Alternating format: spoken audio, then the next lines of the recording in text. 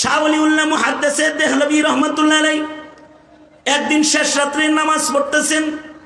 ঠিক এমন সময় একটা জিন সাপের আকৃতিতে মুহাদ্দিসে দেহলভীর সামনে, নামাজরত মুহাদ্দিসের সামনে দাঁড়ায় গেছে। মৃদু মৃদু আলোয় বুঝতে পারেন নাই সাপ মনে করে পাশে যে লাঠি ছিল, লাঠি দিয়া সাপের মাথায় উনি কষে বাড়ি মারছেন। এমন জোরে বাড়ি মারছেন, সাপটা জায়গায় মরে গেছে। আসলে ওইটা ছিল জিন, সাপের আকৃতিতে মুহাদ্দিসে দেহলভীর সামনে দাঁড়াইছে। মুহাদ্দিসে দেহলভীর লাঠির বাড়ি খায়া সাপ মরে গেছে, অর্থাৎ জিন মারা গেছে। কিছু সময়ের মধ্যে দুইজন পুলিশ এসে গ্রেফতার করেছে মুহাদ্দিসে দেহলভীকে। জিন পুলিশ আয়া কয়, চলো আমাদের রাজ্যে যেতে হবে। কেন, কি হয়েছে? তুমি হত্যাকারী, হত্যা করেছো, জুলুম করেছো। কয়, আমি সাপ মারছি। কয়, না, তুমি আমাদের ভাই জিন মারছ। রাজ্যে উঠে লয়ে গেছে গা।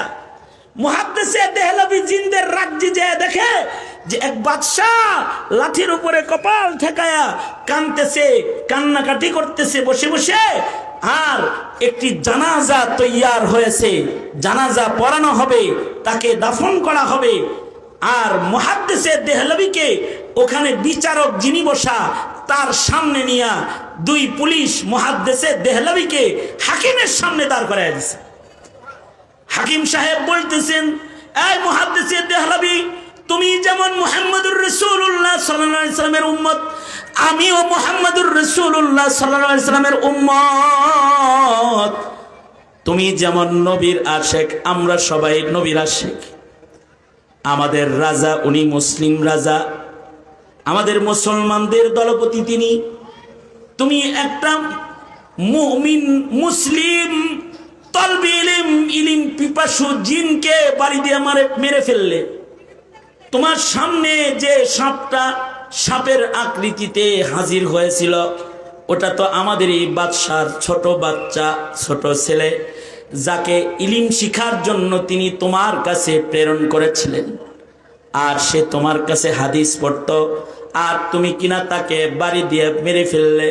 তুমি কোনো শয়তান মারো নাই, তুমি তো একজন নেককারকে হত্যা করে ফেলেছো। ইসলাম কি বলে? কোন জান মারলে তো তার মৃত্যুদণ্ড। ময়দানে মাহশারে তুমি যদি আসামি হয়ে যাও, তাহলে তো এই হত্যার দায়ে তোমাকে ফেঁসে যেতে হবে। তাইলে চালাক চতুরতা তো এটাই অপরাধের শাস্তি দুনিয়ায় নিয়ে নেওয়া। ওলিউল্লাহ মুহাদ্দিসে দেহলভী আকা মুমিন, সর্বোচ্চ তাকওয়াওয়ালা মুমিন। তিনি বললেন, দাও দাও, দুনিয়ায় কিসাস কায়েম করে দুনিয়ায় আমার বিচার করে দাও। আল্লাহর আদালতে হিসাবের কাঠগড়ায় আসামি হয়ে কথা বলার সাহস আমি পাই না। তিনি কিসাস নেওয়ার জন্য যখন দাঁড়ায় গেছে, এবার বাদশা কান্না বাদ দিয়া তার দিকে তাকায়া দেখতেছে, কে রে সাহাবী আখলাকের মানুষ, যে দুনিয়ার বিচার দুনিয়াই কইরা পবিত্র হয়ে কবরে যেতে চায়। এটা তো সাহাবীদের গুণ। এ কে আসলো এখানে? তাকায় দেখতেছে, হাকিম তার সাথে কথা বলতেছে, সে কিসাস নিতে তৈয়ার হয়ে গেছে। কিন্তু এজলাসের ভেতরে যে সকল জিন দাঁড়িয়ে ছিল, তাদের ভেতর থেকে একজন বয়োবৃদ্ধ জিন দাঁড়ায় হাত তুলে বলে, হাকিম সাহেব, বিচার সাবধান। এই কথা বলে বয়োবৃদ্ধ জিনটা দাঁড়ায় হাকিমকে ডেকে ধমকি দিয়েছে। ধমকি দিয়া এই বয়োবৃদ্ধ জিন বলে, সামিয়াতু আনিন নবী সাল্লাল্লাহু আলাইহি ওয়াসাল্লাম, আমি আল্লাহর রাসূলের কাছ থেকে জিনদের বিধান শুনেছি। আমার নবী বলেছেন, কোন জিন যদি নিজের ইচ্ছায় এমন কোন আকৃতি ধারণ করে যে আকৃতির কারণে তাকে চেনা যায় না, না চিনে এবার তাকে যদি কেউ হত্যা করে ফেলে, তাহলে এই হত্যাটা হত্যা হিসাবে গণ্য হবে না। এটা ইসিয়ান নয়, এটা নিসিয়ান, এটা হত্যা নয়, এটা দুর্ঘটনা হিসাবে গণ্য হবে। এমন সাপের আকৃতি ধইরা লাঠির বাড়ি খায়া মইরা আল্লাহর কোনো বান্দাকে জানের বদলে জান কিসাস নেওয়ার অধিকার রাসূল তোমাদেরকে দিয়ে যায় নাই। নবীর মুখে আমি এটা শুনেছি, অলির বেটার সাথে বেয়াদবি করবা না, তাকে সোনার পালকিতে চড়ায়া তার বাড়ি ফিরায় দিয়ে আসো। সোনার পালকিতে চড়ায়া বাড়ি ফিরায় দাও। আসল কথা হলো মান কানা লিল্লাহি কানাল্লাহু লাহু। মানুষের ভেতরে যে মানুষগুলা আল্লাহ পাকের ইবাদত করে করে আল্লাহর হয়ে যায়, আল্লাহ তার হয়ে যায়, সে জিনদের রাজ্য হলো আল্লাহ তার পাশে দাঁড়ায়া যায়। সে আসহাবে কাহফের গুহার ভেতরে হলেও আল্লাহ তাআলা তার পাশে দাঁড়ায়া যায়। অথবা সে সুলাইমানের রাজ্যে বসা থাকা অবস্থায়ও আল্লাহ তার দ্বারায় জিনদের চাইতেও শক্তিশালী কিছু দেখায়া দেয়। যে হযরত সুলাইমান যখন বললেন যে বিলকিসের সিংহাসনকে মুহূর্তের ভেতরে তার রাজ্য থেকে কে আমার রাজ্যে হাজির করতে পারবে, সেখানে জিন একটা ছিল, সে কয় আমি পারবো। আপনি আপনার জায়গা থেকে উঠে দাঁড়াবার আগেই সিংহাসন আপনার কাছে হাজির করে দিব। সেখানে মানুষ, একজন দুর্বল মানুষ যার কাছে ইলিম আছে, সে দাঁড়ায় বলে আমি আপনার চোখের পলক পড়ার আগে এটাকে হাজির করে দেব। তার মানে হলো যে মানুষটা আল্লাহর হয়ে যায়, আল্লাহ পাক তো তার হয়ে যায়। মুহাদ্দিসে দেহলভী আল্লাহর হয়ে গেছে। এবার মুহাদ্দিসে দেহলভীর জন্য আল্লাহ তাআলা জিনদের রাজ্যে সাহাবী জিন হাজির করে বেকসুর খালাস করে মুহাদ্দিসে দেহলভীকে তার ঘরে ফিরিয়ে দেওয়ার জিম্মা মহান আল্লাহ নিজ জিম্মায় গ্রহণ করেছে। আমরা আল্লাহ পাকের মাহবুব সৃষ্টি, আল্লাহ পাকের সৃষ্টির শ্রেষ্ঠ সৃষ্টি মানুষ। কত রকমারি মাখলুক আছে, কিন্তু এর ভেতরে ইনসানকে আল্লাহ তাআলা শ্রেষ্ঠত্ব দান করেছেন। আল্লাহ পাকের সকল সৃষ্টি দুই ভাগে বিভক্ত। এক প্রকারের সৃষ্টি আছে যা আমাদের চর্ম চোখের আওতায়, আমরা চোখে দেখি। আবার আল্লাহ পাকের আজব আজব এমন সৃষ্টি আছে যা আমরা চোখে দেখি না। যা দেখি যা দেখি না, সবার ভেতরে আশরাফুল মাখলুকাত মানুষ শ্রেষ্ঠ। দেখি না আমরা এমন সৃষ্টির ভেতরেও আল্লাহ পাকের মুকাররম মুআজ্জম সৃষ্টি আছে, যেমন মালাইকা, ফেরেশতা।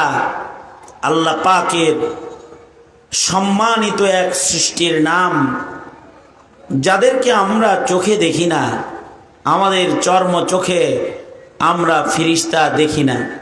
আল্লাহ পাকের আশ্চর্য সৃষ্টি, কিন্তু এই সৃষ্টির ওপরেও ঈমান রাখা মুমিনের ঈমানের হিস্সা, অংশ। আমানতু বিল্লাহি ওয়া মালাইকাতিহি, আল্লাহর উপরে যেমন বিশ্বাস রাখতে হয়, আল্লাহ পাকের ফেরেশতা চোখে না দেখেও ফেরেশতার উপরে ঈমান বিশ্বাস রেখেই মুমিন হইতে হয়। আল্লাহ পাকের এক আশ্চর্য সৃষ্টি, চোখে দেখা যায় না, আজব সৃষ্টি। তাদের আসলে আকৃতি আমরা কখনো দেখি নাই, দেখতে পারবো না। যারা দেখেছে সাহাবায়ে কেরামের মধ্যে কেউ ফেরেশতাকে আসল আকৃতিতে দেখে ফেলেছে, দেখার কারণে তার চর্মচক্ষুই অন্ধ হয়ে গেছে। আব্দুল্লাহ ইবনে আব্বাস দেখে ফেলেছেন, চোখ অন্ধ হয়ে গেছে, চোখ নষ্ট হয়ে গেছে। কারণ এটা স্বাভাবিক সৃষ্টি না। আল্লাহ পাক নূর থেকে অস্বাভাবিক এক আশ্চর্য সৃষ্টি ফেরেশতা, যাদেরকে আল্লাহ তাআলা নূর থেকে বানাইছেন। নূরের তৈরি ফেরেশতা। এবং আরো আশ্চর্য হলো, ফেরেশতাদেরকে আল্লাহ তাআলা আজব শান দান করেছেন। ফেরেশতারা কখনো আল্লাহ পাকের নাফরমানি করে না। লা ইয়াসুনাল্লাহ, ফেরেশতারা কখনো আল্লাহ পাকের অবাধ্য হয় না। কত সংখ্যায় বানাইছেন।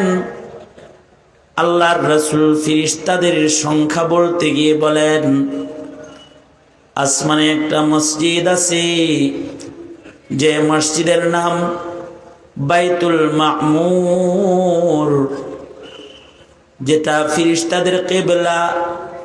মক্কা মুকাররমায় কাবা যেমন আমাদের কিবলা, মসজিদুল হারাম আমাদের কিবলা, মসজিদ আল বাইতুল মামুর এটা ফেরেশতাদের কিবলা। ফেরেশতারা 7 আসমানের উপরে অবস্থিত মসজিদের তওয়াফ করে। আল্লাহর রাসূল মিরাজ থেকে এসে বলেছেন, ফেরেশতাদের সংখ্যা আল্লাহ পাক এত পরিমাণে বানাইছেন, যারা একবার তাদের কিবলা মসজিদ বাইতুল মামুরে একবার যারা ইবাদতের জন্য প্রবেশ করে, এরা ইসরাফিলের বাঁশি বাজার আগে কখনো আর দ্বিতীয়বার ও কাবায় ঢোকার অনুমতি পাবে না। কারণ এত ফেরেশতা আল্লাহ বানাইছেন যে একদল করে ঢুকে বেরিয়ে যায়, কিয়ামতের আগে তারা আর চান্স পাবে না। এত ফেরেশতা বৃষ্টির ফোঁটায় ফোঁটায়, গাছের পাতায় পাতায়, দানায় দানায় ডিউটি করনেওয়ালা আল্লাহ পাকের রহমতের ফেরেশতা আছে। আল্লাহু আকবার, জোরে করে বলে। আজব সৃষ্টি আল্লাহ পাকের, অদৃশ্যে চলে, তাদের দেখি না। এবং যাকে আল্লাহ পাক যেই নির্দেশ প্রদান করেছেন, তারা কখনোই আল্লাহ পাকের সেই নির্দেশকে অমান্য করে না। যেমন আমাদের ডান কাঁধে বাম কাঁধে ফেরেশতা বসায় রাখছেন, তারা জন্মের পর থেকে মওত পর্যন্ত মানুষের ডান কাঁধে বাম কাঁধে বসা থাকে। কোরআন বলে, কিরামান কাতিবিন ইয়ালামুনা মা তাফআলুন। আমরা কই যাই, কি করি, সব দেখে, সব লেখে। কিন্তু তাদের আওয়াজ করা নিষেধ, তাই তারা আওয়াজ করে না। আমাদের লোকে দেখা দেওয়া নিষেধ, তাই আমাদের দেখা দেয় না। আমাদের ধমক দেওয়ার অনুমতি দেয় নাই, তাই আমাদের ধমকেও দেয় না। আমাদের মারহাবা দেওয়ার অনুমতি দেয় নাই, এ কারণে আমাদের ভালো কাজ দেখা মারহাবাও তারা দেয় না।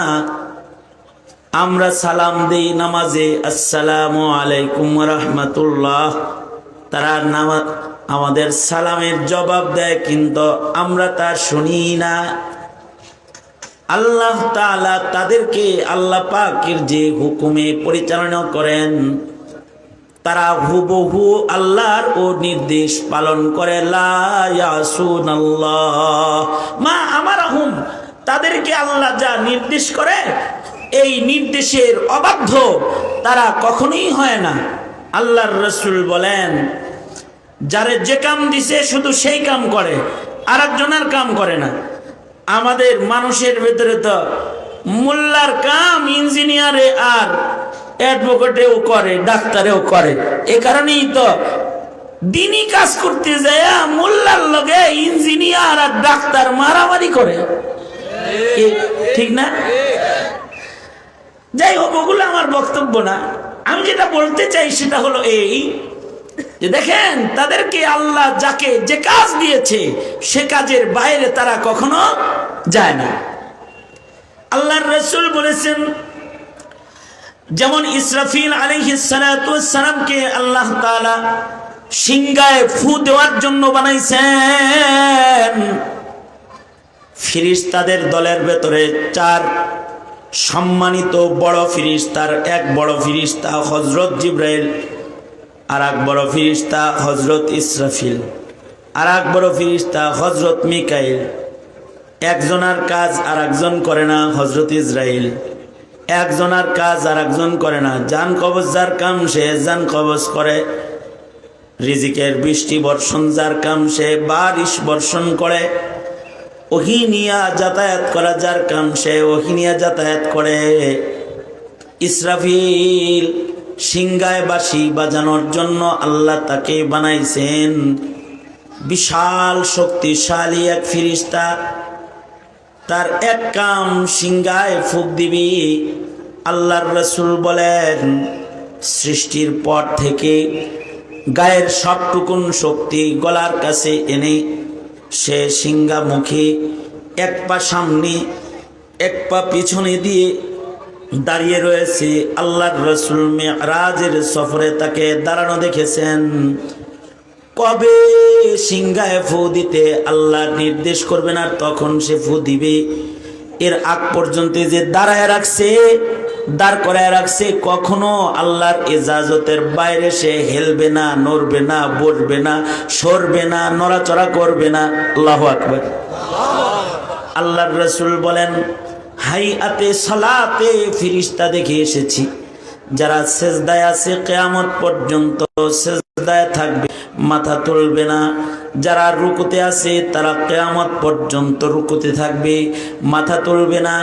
কাওমা জলসায় যাকে যেভাবে মহান আল্লাহ দাঁড় করায় রাখছেন, তারা ওইভাবেই দাঁড়ায়া থাকবে।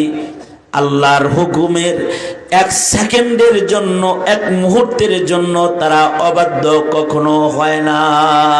আল্লাহু আকবার কবীরা।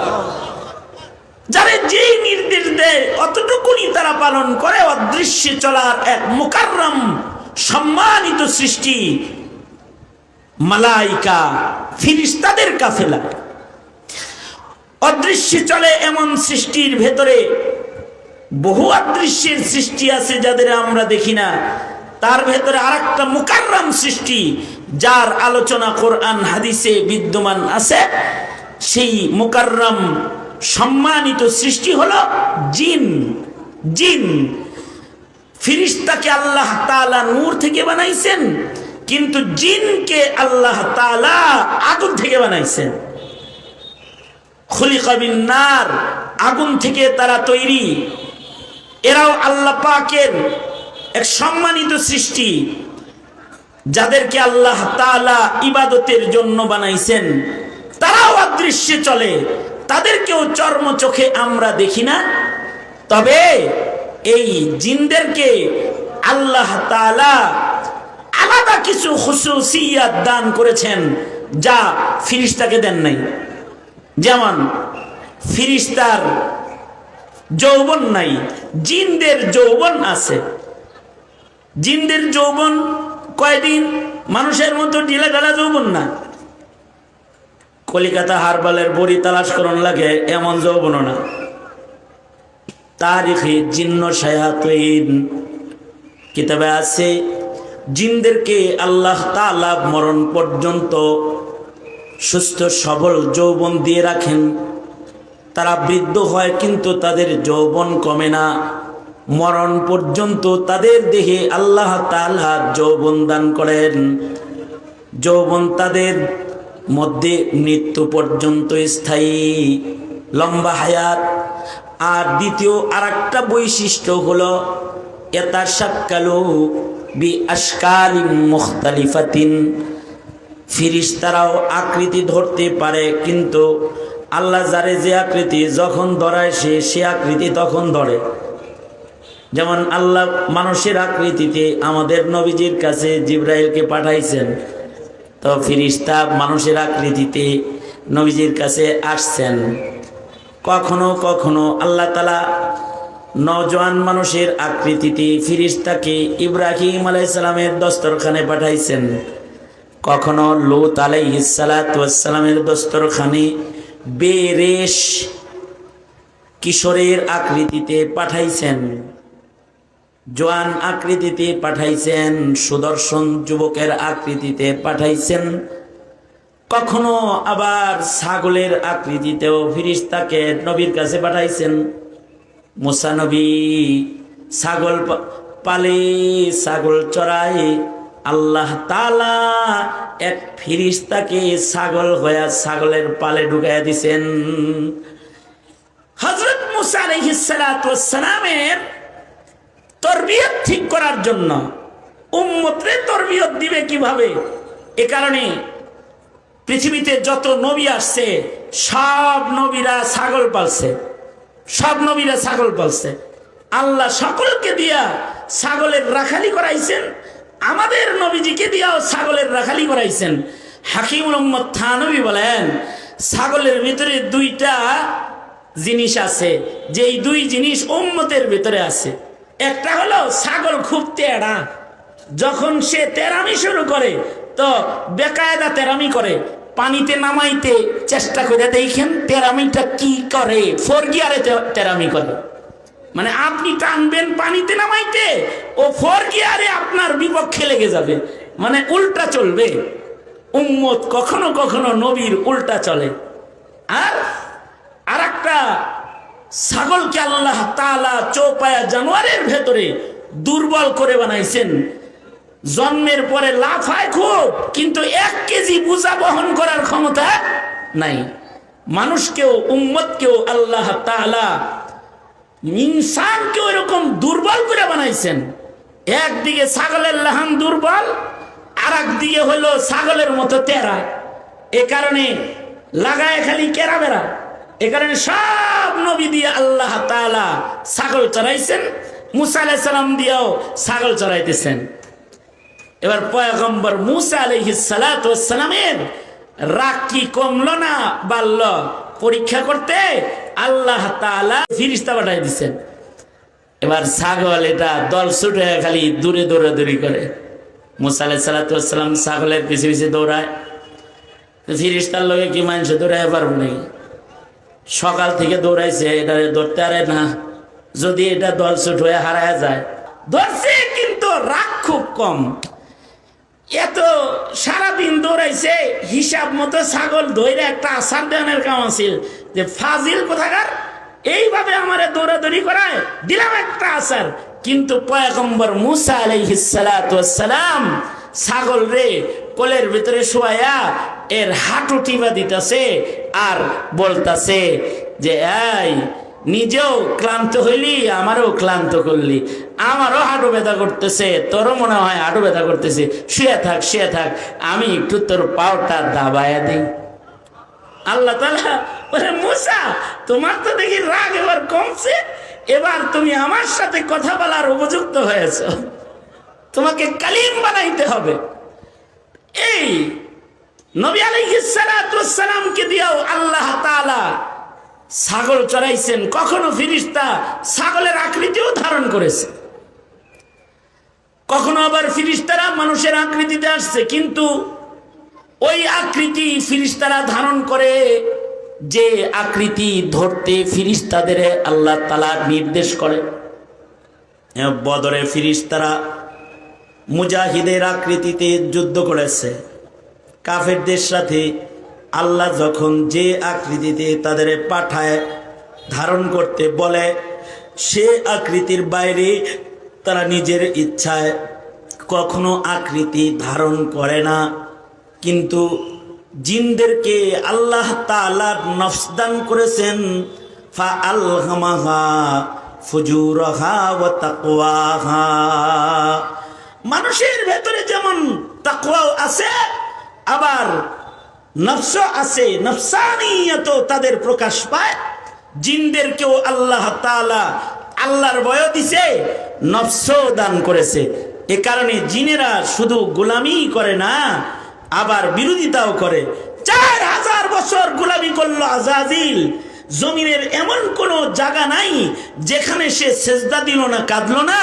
4000 বছর পরে যায় আল্লাহ বললেন উসজুদু লি আদম। সে তেরামি, ওই যে নফস আছে যে তেরামি, আবা ওয়াস্তাকবারা ওয়া কানা মিনাল কাফিরিন, অভিশপ্ত হয়ে গেল, আল্লাহর নির্দেশকে অমান্য করলো। কিন্তু ফেরেশতাদের ভেতরে এমন আল্লাহর নির্দেশ অমান্য করার মতো কোনো কুওয়াত নাই। ফেরেশতারাও আকৃতি ধারণ করার ক্ষমতা আছে আল্লাহর নির্দেশে। যখন আল্লাহ যে আকৃতি ধারণ করতে বলেন করে, নিজের ইচ্ছায় কোনো আকৃতি তারা ধারণ করে না। আল্লাহু আকবার জোরে করে বলে, নিজের ইচ্ছায় করে না, আল্লাহর নির্দেশে করে। কিন্তু জিন তার ইচ্ছায়ও নিজের আকৃতি ধারণ করে।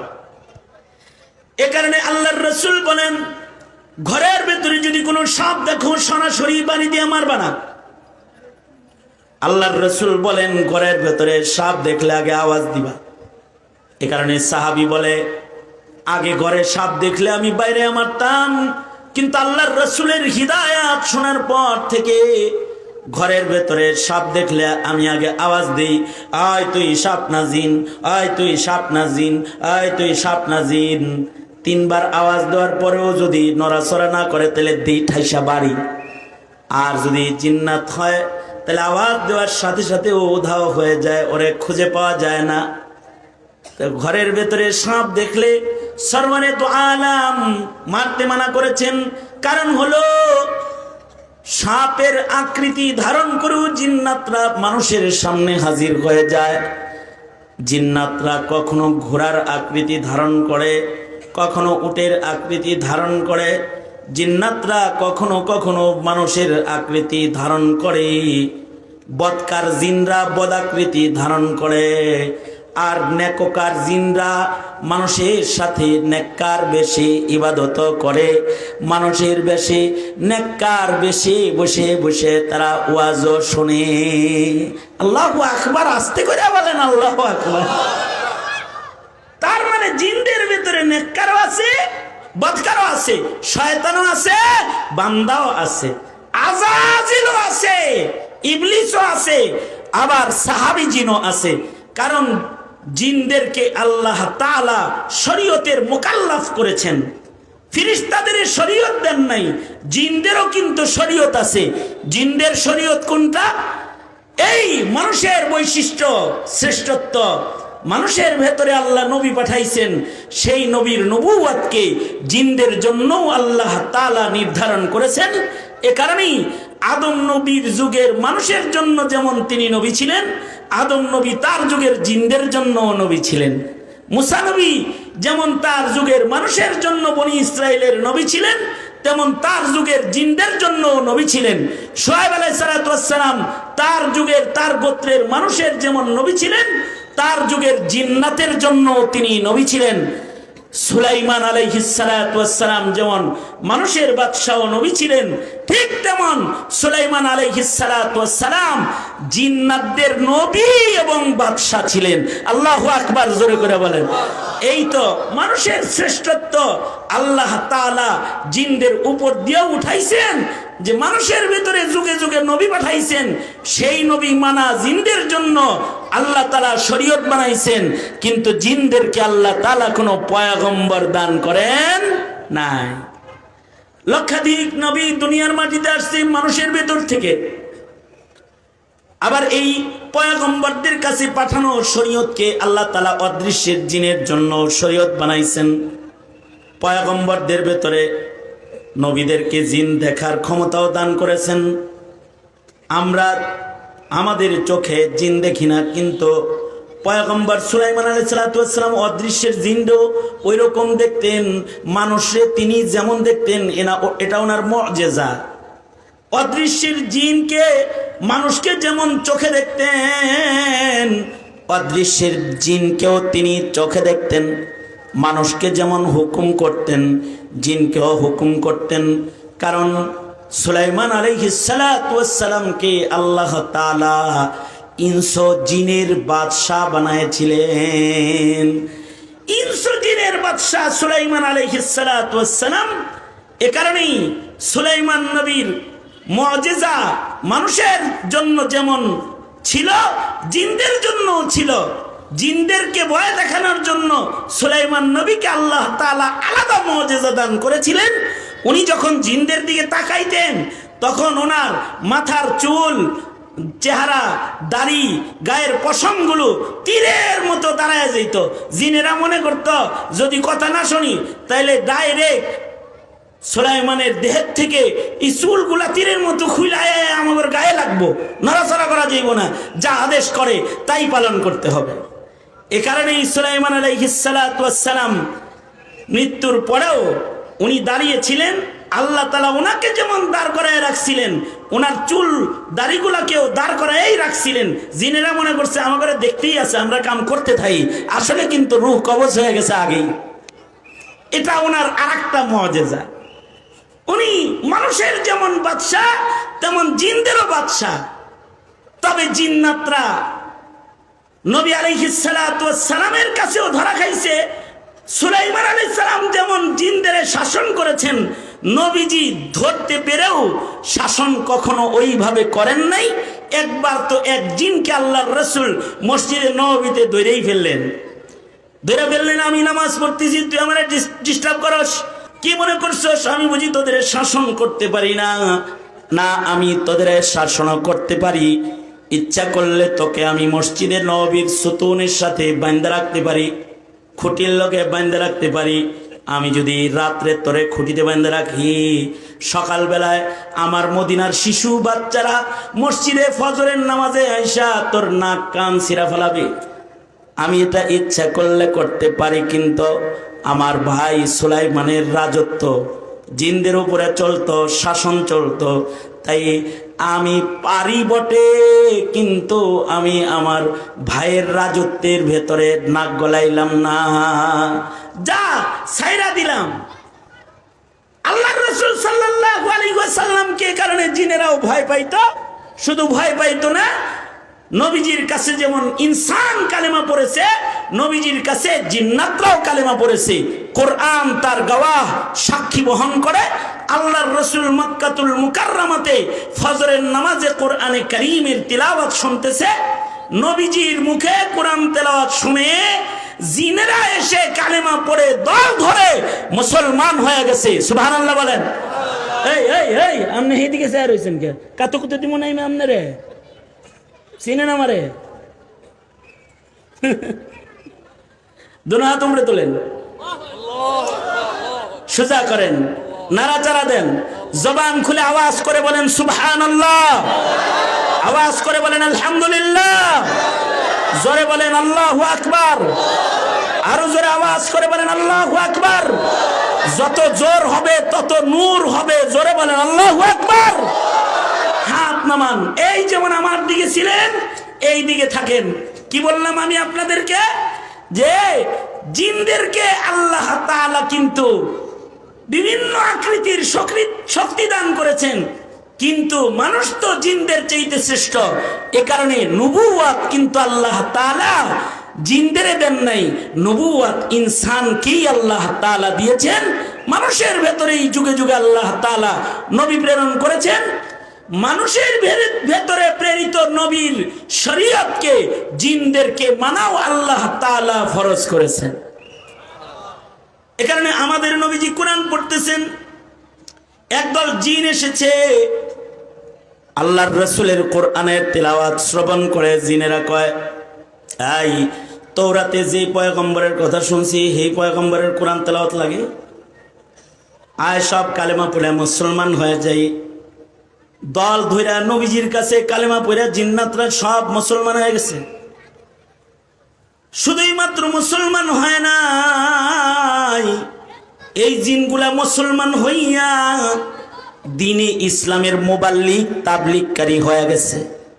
নিজের এলাকায় যায় বলে তাওরাত জবুর এখন আর শোনন লাগবো না, আসমানের অন্য কথা এখন আর মানতে হবে না। ইন্না সামিআনা কুরআনান আজাবা, আমরা মক্কাতুল মুকাররমায় শেষ নবীর আশ্চর্য কিতাব কোরআন শুনে এসেছি, তোমাদের জন্য কোরআনের দাওয়াত নিয়ে এসেছি। তারা দলে দলে জিনেরা নবীর সাহাবী হইয়া যায়।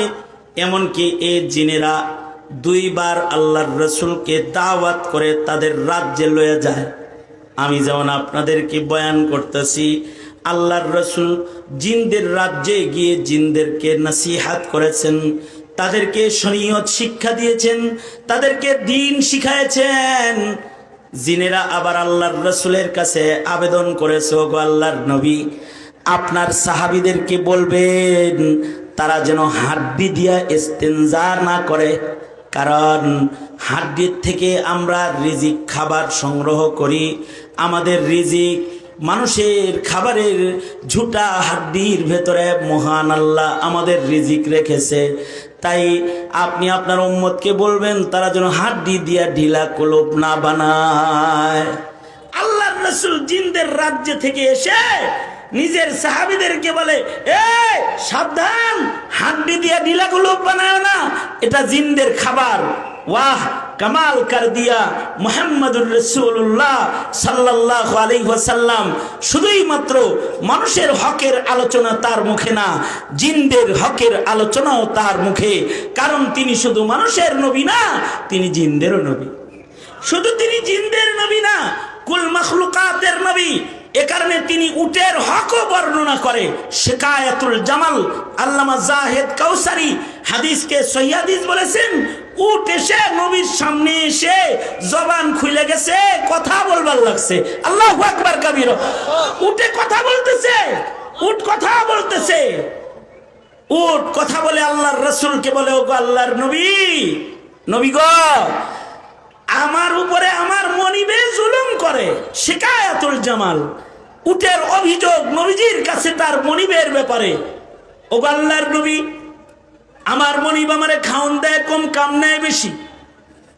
আপনি একটু আমার মনিবরে হাইওয়ানাতের হক আদায় করতে আদেশ দিয়ে দেন। আল্লাহর রাসূল এই উটের মালিকরে ডেকে আনলেন, বললেন, এই তুমি বুঝি এই উটের উপরে জুলুম করো? জি। খাওন দাও কম? জি। কাজ নাও বেশি? জি। সাবধান, এমনটি করবা না, এর জন্য ময়দানে মাহশারে আল্লাহর আদালতে কিন্তু হিসাব দিতে হবে। কোন প্রাণীর উপরেও জুলুম করবা না, ওরাও আল্লাহ পাকের সৃষ্টি, ওরা আল্লাহর মাখলুক, ওদের উপরে জুলুম করবা না। আল্লাহর রাসূল এক রাওয়ায়াতে বলেন, ইরহামু মান ফিল আরদি ইয়ারহামুকুম মান ফিস সামা। মুহাদ্দিসিনরা হাদিস পড়ানোর সময় সবার আগে এই হাদিস পড়ায়, ইরহামু মান ফিল আরদি ইয়ারহামুকুম মান ফিস সামা। জমিনের উপরে যারা আছে সবার পরে রহম করো, রহমান রহিম মালিক আল্লাহ তোমাদের উপরে রহম করবেন। অর্থাৎ কোনো পাখপাখালি, গাছগাছালি, কোনো ছোট্ট প্রাণীর উপরেও কখনো তোমরা জুলুম করো না। তোমরা হযরতে ইনসান, তোমরা সম্মানিত সৃষ্টি, তোমরা কখনো একটা হাইওয়ান জানোয়ারের উপরেও জুলুম করো না। হাইওয়ান জানোয়ারের উপরেও জুলুম করবে না। আল্লাহর রাসূল বলে, হাড্ডি দিয়ে ইস্তেনজা করে জিনের উপরে জুলুম করবে না, তাদের খাবার নষ্ট করবে না। তোমরা হাড্ডি দিয়ে কখনো ঢিলা কলম ব্যবহার করবে না। আল্লাহর রাসূল সাল্লাল্লাহু আলাইহি ওয়াসাল্লামের কাছে জিনেরা আরো কত গল্প করেছে, আর আল্লাহর রাসূল জিনদেরকে ওয়াজ নসিহত করে দুইবার করে তাদের রাজ্যে গিয়ে তাদের দ্বীন শিখায়া আল্লাহর রাসূল আবার মদিনায় তয়বায় ফেরত এসেছে। আমাদের আকাবিরদের কাছেও জিন্নাতরা গেছে, আমাদের আকাবিরদের কাউকে কাউকে জিন্নাতরা তাদের রাজ্যে ওয়াজের জন্য নিছে, আবার বিচার করার লেগেও নিছে। যেমন শাহ ওলিউল্লাহ মুহাদ্দিসে দেহলভী রহমাতুল্লাহি আলাইহি, ওলিউল্লাহ মুহাদ্দিসে দেহলভী রহমাতুল্লাহি আলাইহি হাদিস শাস্ত্রের সনদের প্রথম পাঠ, যে কিতাব থেকে শুরু করে সনদের রেওয়ায়াতকারী রাবিদের বর্ণনায় হিন্দুস্তানে যার সনদ দিয়ে এই হিন্দুস্তানের হাদিসের রেওয়ায়াত শুরু হয়, তিনি হলেন শাহ ওলিউল্লাহ মুহাদ্দিসে দেহলভী। শাহ ওলিউল্লাহ মুহাদ্দিসে দেহলভী থেকে সনদের আরেকটা ধাপ মুসান্নিফি কিতাব, মুসান্নিফি কিতাব থেকে সনদের আরেকটা ধাপ মুহাম্মদুর রাসূলুল্লাহ সাল্লাল্লাহু আলাইহি ওয়াসাল্লাম হয়ে আল্লাহ পাক পর্যন্ত। এই শাহ ওলিউল্লাহ মুহাদ্দিসে দেহলভী, যিনি সনদের একটি ধাপের সরদার, মুহাদ্দিসে দেহলভী বলে 18 বছর বয়সেই যাকে মানুষ চিনত, এই মুহাদ্দিসে দেহলভী, ওনার কাছে খালি মানুষরা পড়তো না, ওনার কাছে জিন্নাতরাও লেখাপড়া করত। জিন্নাতীরা ওনার কাছে লেখাপড়া করত। কাসেম নানুতুবি রহমাতুল্লাহি আলাইহির কাছে জিন্নাতরা এসে বলতো, দারুল উলুমে দাখালা চাই, আমরা এজাজত ছাড়া অনুমতিবিহীন আপনার মাদ্রাসায় পড়তে চাই না। মানুষ বেশি আসছে বটে, আমরা মানুষ না, আমরা কিন্তু জিন। কারি তৈয়ব সাহেব রহমতুল্লাহ আলাইহির কাছেও জিন্নাতরা এসে পরিচয় দিয়ে দাখালা নিয়া ওরা ইলম হাসিল করে মুহাদ্দিস, মুফতি, মুফাসসির হয়ে দারুল উলুম দেওবন্দ থেকে ওরা বের হয়ে নিজেদের রাজ্যে চলে গেছে। আল্লাহু আকবার, জোরে করে বলেন। তার মানে যেখানে জিনেরা ইলম হাসিল করে, জিনেরা শরীয়ত শিখে, হালাল হারাম শিখে, ওরা ইবাদত শিখে এবং ইবাদত ওরা করে। শাহ ওলিউল্লাহ মুহাদ্দিস দেহলভী রহমাতুল্লাহ আলাইহি একদিন শেষ রাত্রে নামাজ পড়তেছেন, ঠিক এমন সময় একটা জিন সাপের আকৃতিতে মুহাদ্দিস দেহলভীর সামনে, নামাজরত মুহাদ্দিসের সামনে দাঁড়ায় গেছে। মৃদু মৃদু আলোয় বুঝতে পারেন নাই সাপ মনে করে। পাশে যে লাঠি ছিল, লাঠি দিয়া সাপের মাথায় উনি কষে বাড়ি মারছেন, এমন জোরে বাড়ি মারছেন সাপটা জায়গায় মরে গেছে। আসলে ওইটা ছিল জিন, সাপের আকৃতিতে মুহাদ্দিস দেহলভীর সামনে দাঁড়াইছে। মুহাদ্দিস দেহলভীর লাঠির বাড়ি খায়া সাপ মরে গেছে, অর্থাৎ জিন মারা গেছে। কিছু সময়ের মধ্যে দুইজন পুলিশ এসে গ্রেফতার করেছে মুহাদ্দিস দেহলভীকে। জিন পুলিশ আয়া কয়, চলো আমাদের রাজ্যে যেতে হবে। কেন, কি হয়েছে? তুমি হত্যাকারী, হত্যা করেছো, জুলুম করেছো। কয়, আমি সাপ মারছি। কয়, না, তুমি আমাদের ভাই জিন মারছ। রাজ্যে উঠে লয়ে গেছে গা। মুহাদ্দিস দেহলভী জিনদের রাজ্যে যায়, দেখে যে এক বাদশাহ লাঠির উপরে কপাল ঠেকায়া কাঁদতেছে, কান্নাকাটি করতেছে বসে বসে। আর একটি জানাজা তৈয়ার হয়েছে, জানাজা পড়ানো হবে, তাকে দাফন করা হবে। আর মুহাদ্দিস দেহলভীকে ওখানে বিচারক যিনি বসা, তার সামনে নিয়া দুই পুলিশ মুহাদ্দিস দেহলভীকে হাকিমের সামনে দাঁড় করায় দিয়েছে। হাকিম সাহেব বলতেছেন, এই মুহাদ্দিস দেহলভী, তুমি যেমন মুহাম্মদুর রাসূলুল্লাহ সাল্লাল্লাহু আলাইহি ওয়াসাল্লামের উম্মত, আমিও মুহাম্মদুর রাসূলুল্লাহ সাল্লাল্লাহু আলাইহি ওয়াসাল্লামের উম্মত। তুমি যেমন নবীর আশিক, আমরা সবাই নবীর আশিক। আমাদের রাজা, উনি মুসলিম রাজা, আমাদের মুসলমানদের দলপতি তিনি। তুমি একটা মুমিন মুসলিম তলবে ইলম, ইলম পিপাসু জিনকে বাড়ি দিয়ে মেরে ফেললে। তোমার সামনে যে সাপটা সাপের আকৃতিতে হাজির হয়েছিল, ওটা তো আমাদের এই বাদশার ছোট বাচ্চা, ছোট ছেলে, যাকে ইলম শিখার জন্য তিনি তোমার কাছে প্রেরণ করেছিলেন। আর সে তোমার কাছে হাদিস পড়ত, আর তুমি কিনা তাকে বাড়ি দিয়ে মেরে ফেললে। তুমি কোনো শয়তান মারো নাই, তুমি তো একজন নেককারকে হত্যা করে ফেলেছো। ইসলাম কি বলে? কোন জান মারলে তো তার মৃত্যুদণ্ড। ময়দানে মাহশারে তুমি যদি আসামি হয়ে যাও, তাহলে তো এই হত্যার দায়ে তোমাকে ফেঁসে যেতে হবে। তাইলে চালাক চতুরতা তো এটাই অপরাধের শাস্তি দুনিয়ায় নিয়ে নেওয়া। ওলিউল্লাহ মুহাদ্দিস দেহলভী আকা মুমিন, সর্বোচ্চ তাকওয়াওয়ালা মুমিন। তিনি বললেন, দাও দাও, দুনিয়ায় কিসাস কায়েম করে দুনিয়ায় আমার বিচার করে দাও। আল্লাহর আদালতে হিসাবের কাঠগড়ায় আসামি হয়ে কথা বলার সাহস আমি পাই না। তিনি কিসাস নেওয়ার জন্য যখন দাঁড়ায় গেছে, এবার বাদশা কান্না বাদ দিয়া তার দিকে তাকায়া দেখতেছে, কে রে সাহাবী আখলাকের মানুষ, যে দুনিয়ার বিচার দুনিয়াই কইরা পবিত্র হয়ে কবরে যেতে চায়। এটা তো সাহাবীদের গুণ। এ কে আসলো এখানে? তাকায় দেখতেছে, হাকিম তার সাথে কথা বলতেছে, সে কিসাস নিতে তৈয়ার হয়ে গেছে। কিন্তু এজলাসের ভেতরে যে সকল জিন দাঁড়িয়ে ছিল, তাদের ভেতর থেকে একজন বয়োবৃদ্ধ জিন দাঁড়ায় হাত তুলে বলে, হাকিম সাহেব, বিচার সাবধান। এই কথা বলে বয়োবৃদ্ধ জিনটা দাঁড়ায় হাকিমকে ডেকে ধমকি দিয়েছে। ধমকি দিয়া এই বয়োবৃদ্ধ জিন বলে, সামিয়াতু আনিন নবী সাল্লাল্লাহু আলাইহি ওয়াসাল্লাম, আমি আল্লাহর রাসূলের কাছ থেকে জিনদের বিধান শুনেছি। আমার নবী বলেছেন, কোন জিন যদি নিজের ইচ্ছায় এমন কোন আকৃতি ধারণ করে যে আকৃতির কারণে তাকে চেনা যায় না, না চিনে এবার তাকে যদি কেউ হত্যা করে ফেলে, তাহলে এই হত্যাটা হত্যা হিসাবে গণ্য হবে না। এটা ইসিয়ান নয়, এটা নিসিয়ান, এটা হত্যা নয়, এটা দুর্ঘটনা হিসাবে গণ্য হবে। এমন সাপের আকৃতি ধইরা লাঠির বাড়ি খায়া মইরা আল্লাহর কোনো বান্দাকে জানের বদলে জান কিসাস নেওয়ার অধিকার রাসূল তোমাদেরকে দিয়ে যায় নাই। নবীর মুখে আমি এটা শুনেছি, অলির বেটার সাথে বেয়াদবি করবা না, তাকে সোনার পালকিতে চড়ায়া তার বাড়ি ফিরায় দিয়ে আসো। সোনার পালকিতে চড়ায়া বাড়ি ফিরায় দাও। আসল কথা হলো মান কানা লিল্লাহি কানাল্লাহু লাহু। মানুষের ভেতরে যে মানুষগুলা আল্লাহ পাকের ইবাদত করে করে আল্লাহর হয়ে যায়, আল্লাহ তার হয়ে যায়, সে জিনদের রাজ্যে হলেও আল্লাহ তার পাশে দাঁড়ায় যায়। সে আসহাবে কাহফের গুহার ভেতরে হলেও আল্লাহ তাআলা তার পাশে দাঁড়ায় যায়।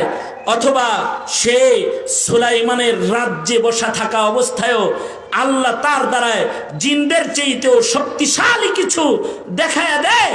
যে হযরত সুলাইমান যখন বললেন যে বিলকিসের সিংহাসনকে মুহূর্তের ভেতরে তার রাজ্য থেকে কে আমার রাজ্যে হাজির করতে পারবে, সেখানে জিন একটা ছিল, সে কয় আমি পারবো।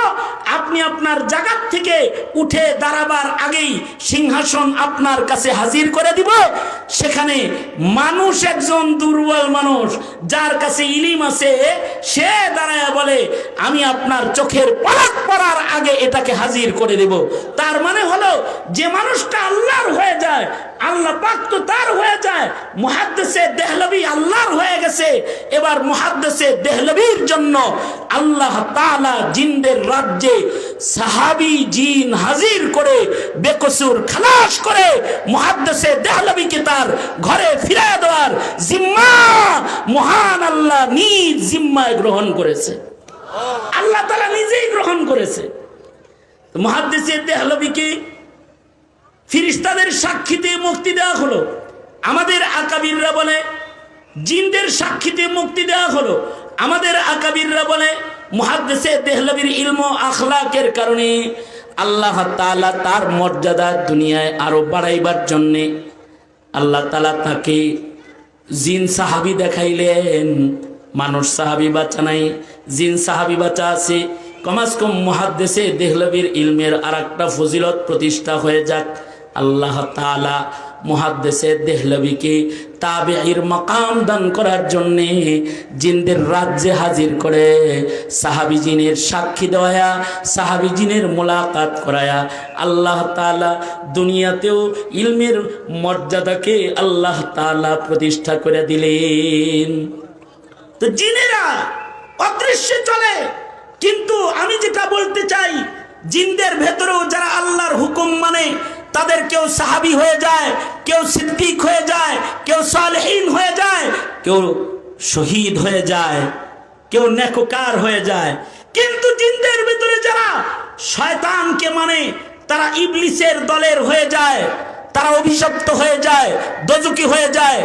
জিনকে যেমন আল্লাহ তাআলা ইবাদতের জন্য বানায়, ইবাদত না করার কারণে একদল শয়তান হয়ে যায়, আরেকদল আল্লাহর পেয়ারা হয়ে যায়, একদল সাহাবী হয়ে যায়, একদল ইবলিস হয়ে যায়।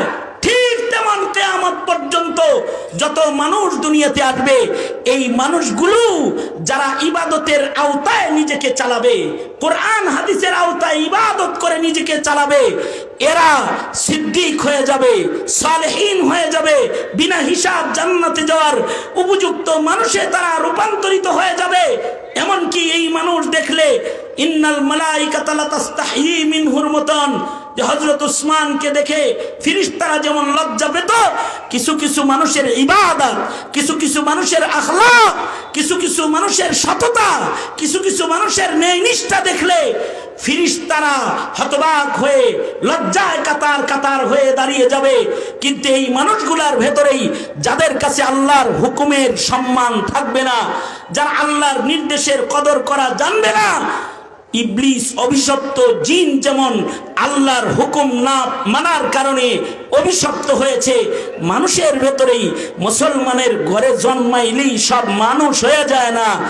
মুসলিম দেশের নাগরিক আর মুসলিম লেখা ভোটার আইডি ব্যবহার করলেই মুসলিম হয়ে যায় না যদি তার ভেতরে ইবাদত তথা আল্লাহর হুকুম মানার যোগ্যতা না থাকে।